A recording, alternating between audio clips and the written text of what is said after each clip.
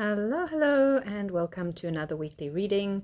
I have brought in a classic trio of oils here that are so versatile and useful for so many different things, for so many different age groups and whatnot. So these are very handy oils to have: lavender, lemon, and peppermint, and some Kundalini quartz here. And I want to just remind you that we're having a full supermoon this week on the 17th in Aries. And I have got a forecast on that if you'd like to look at more details on that. It is intense because it has got a cardinal grand cross in it. So definitely have a look at that forecast. I'll put the link below this video. And then we also have Mercury moving into Scorpio and Venus moving out of Scorpio and into Sag. So I'm feeling a strong Martian energy this week because Mars is the one ruler of Scorpio, the other being Pluto. Mars and Pluto are coming into an opposition with each other. It's still quite wide, but nonetheless it's there in cardinal signs. And we have the Aries moon, and Aries is the other sign ruled by Mars. So it's got a very Martian feel. So remember, this is not a personal reading, it is a collective reading. Pick a number between 1 and 4, and that's going to give you a little more energy, sort of a slightly more personalized message. If you're looking to get a personal reading, check out my link below, and I do appreciate all of your engagement in these videos. So let's jump in. And not for the first time, it's been a little while, but two kings. So we had two kings come up, and a lot of kings coming up. I almost want to say last eclipse season. I might have to look back. And this full moon actually ends the eclipse season, but the last Aries lunation was the new moon in April, which was a total eclipse. So the last Aries lunation was an eclipse. So this is quite a powerful thing for us to feel into. And I think we have got one more Aries eclipse next March or April. I haven't checked the dates, but I think we have one more Aries eclipse within this Aries Libra axis before we are fully out of that. So we start with a 3 of Pentacles into a 5. Everything's upright this week, you might notice. And then King of Pentacles and King of Swords. The only thing not showing up this week in terms of the elements is Cups, which is water. Now, the 3 of Pentacles is very much talking into community. And for me, there's a lot to do with skills development this week, because both the 3 of Pentacles and the 5 of Swords can speak into skills development. And not only that, we have these two kings, and the kings are very much about how we have matured over time. So what we have learned and used and grown ourselves into. So again, there is this nod to developing mastery, but to develop mastery, we also have to be an apprentice. And so I definitely think that's something you need to look at, like, where in my life am I an apprentice, and where do I require a team or a community or a mentor in order to have that? Where am I a mentor for others? So the 3 of Pentacles isn't really so hierarchical. It's not like you are the mentor or you are the mentee. However, within that community, your skill set may allow you to mentor somebody else, whilst simultaneously their skill set is they can mentor you.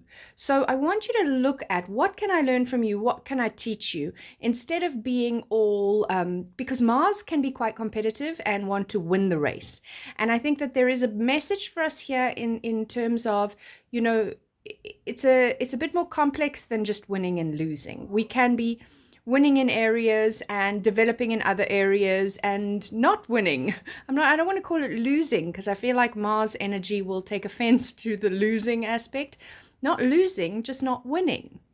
So let's think into those things in our own personal lives this week.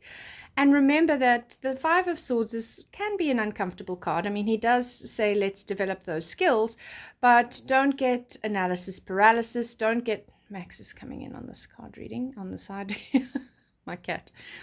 Don't get stuck in like panic and anxiety and overthinking and believing that you don't have what it takes. How are you going to get what it takes? What will you do? Where are the answers? How can I find solutions? Panickiness. Remembering that with Mercury, the planet of our mind, moving into Scorpio, there can be an intense like emotional mental component that kicks into play, and also a intense deep dive that can trigger some of our anxieties, especially if we do tend to be quite highly anxious people or overthinkers. Then you're going to want to watch yourself this week at least, and then again come back to the, well, where am I able to take what I know to support others, and where am I able to develop my own skills by learning more things.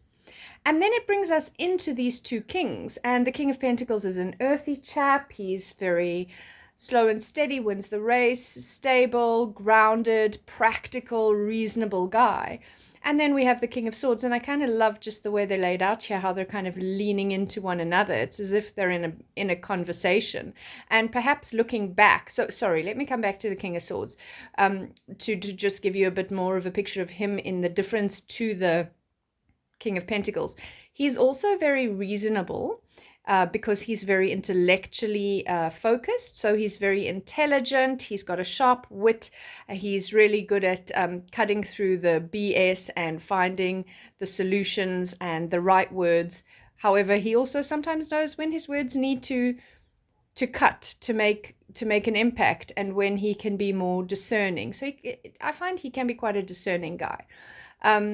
Because he is air rather than water, for example, he sometimes seems a little detached and a little void of emotion.